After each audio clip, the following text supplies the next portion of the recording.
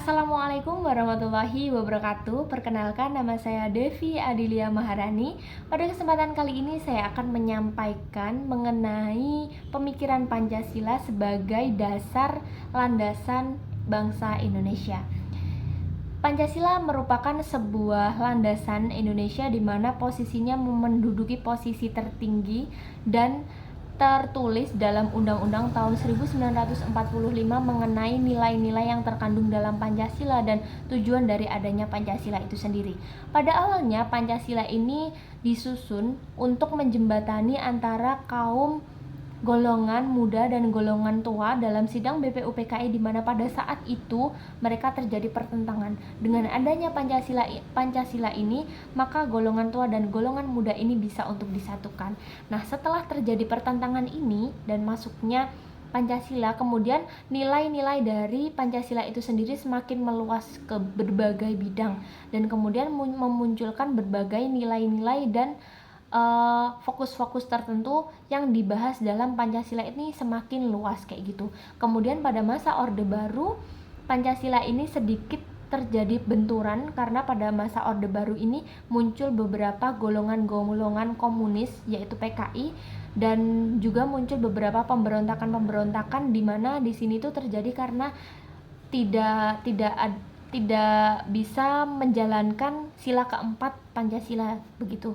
Jadi pada masa Orde Baru ini, dari adanya golongan-golongan tersebut kemudian memunculkan berbagai macam pemberontakan yang menyebabkan Pancasila ini goyah kayak gitu. Karena apa? Karena pada masa itu ada beberapa golongan yang ingin mendirikan negara sendiri dan tidak berlandaskan dengan Pancasila, akan tetapi berlandaskan dengan negara Islam.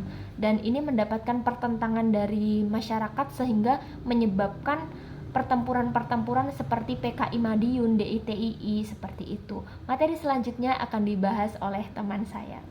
Baik, selanjutnya saya akan menjelaskan mengenai perkembangan ideologi Pancasila pada masa Orde Baru maupun pada masa era reformasi, di mana ketika saat meletusnya G30 SPKI pada tahun 1965 ini telah meruntuhkan suatu konfigurasi politik era demokrasi terpimpin yang bercorakkan otoritarian, di mana ini terjadinya suatu tarik-menarik antara Soekarno, militer, dan PKI pada era demokrasi terpimpin ini, yang dimana puncaknya pada bulan September pada tahun 1965 dan terjadinya atau menyusulnya suatu kudeta dari PKI. Lalu, di mana pada tahun 1967 MPRS ini mencabut suatu mandat Soekarno sebagai seorang presiden dan akhirnya ini digantikan Soeharto sebagai presidennya ketika itu. Lalu pada pemerintahan Orde Baru ini, di mana ia bertekad untuk mengoreksi penyimpanan politik yang terjadi pada Orde Lama dan mengalihkan atau memulihkan tata tertib politik berdasarkan Pancasila. Penegasan bahwa stabilitas politik ini menjadi suatu prasyarat pembangunan ekonomi secara tidak langsung dapat berimplikasi pada pengurangan kehidupan politik atau pembatasan sistem politik yang demokrasi. Pada awal kehadirannya, Orde Baru mulai melangkahkan pemerintahnya dengan lagam libertarian, di mana bahwa kita tahu Orde Baru ini telah menggeserkan sistem politik di Indonesia dari titik ekstrim otoriter pada zaman demokrasi terpimpin ke sistem demokrasi liberal. Akan tetapi kenyataannya langgam libertarian tidak berlangsung lama, sebab di samping ini merupakan suatu reaksi terhadap sistem otoriter yang hidup sebelumnya. Sistem ini hanya ditolerir dari selama pemerintahan mencari format baru politik Indonesia. Selain hal itu, dalam pemerintahan Orde Baru ini juga berhasil mempertahankan Pancasila sebagai ideologi dan dasar negara, sekaligus berhasil memberantas pahaman komunis di Indonesia.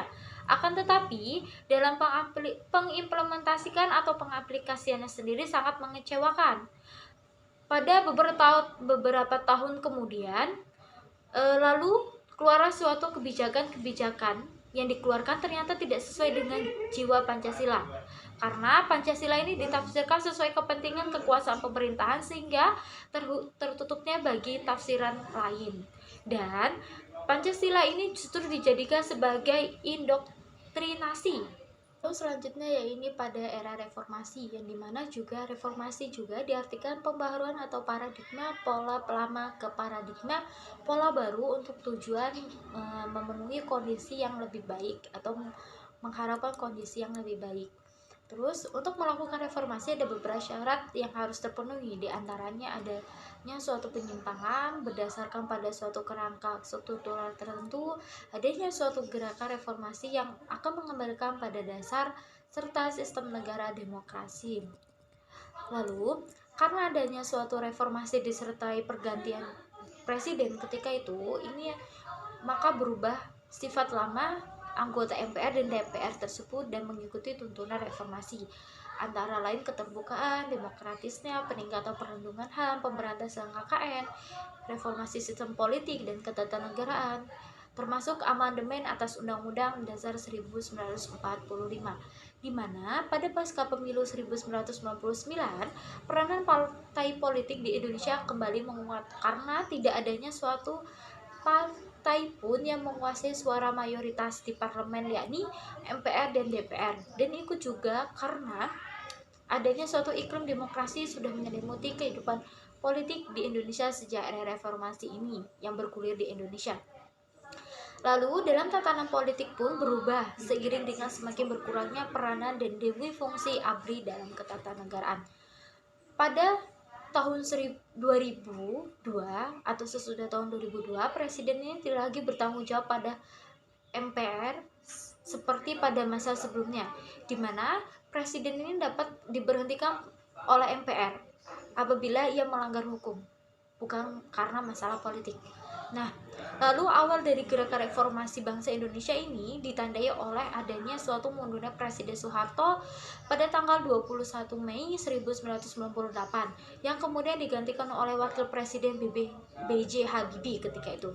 Namun dalam kenyataannya bangsa Indonesia ini telah salah mengartikan makna dari sebuah kata reformasi yang saat ini menimbulkan gerakan-gerakan yang mengatasnamakan reformasi. Padahal gerakan tersebut tidak sesuai dengan pengertian dari reformasi itu sendiri. Contohnya seperti masyarakat hanya bisa menuntut dengan melakukan aksi-aksi anarkis yang pada akhirnya terjadilah suatu perusakan fasilitas umum sehingga perlu berbagai macam perubahan dilakukan untuk memperbaiki suatu sendi-sendi kehidupan berbangsa dan bernegara di bawah payung ideologi Pancasila. Namun faktanya masih banyak sekali sosial ekonomi yang belum terjawab. Atas eksistensi dan peranan Pancasila dalam reformasi pun saat ini masih dipertanyakan ketika itu. Pancasila di era reformasi tidak jauh berbeda dengan Pancasila masa Orde Lama maupun Orde Barunya, karena saat ini debat tentang ini masih relevan atau tidaknya Pancasila dijadikan suatu ideologi yang masih kerap terjadi pada masa reformasi ini.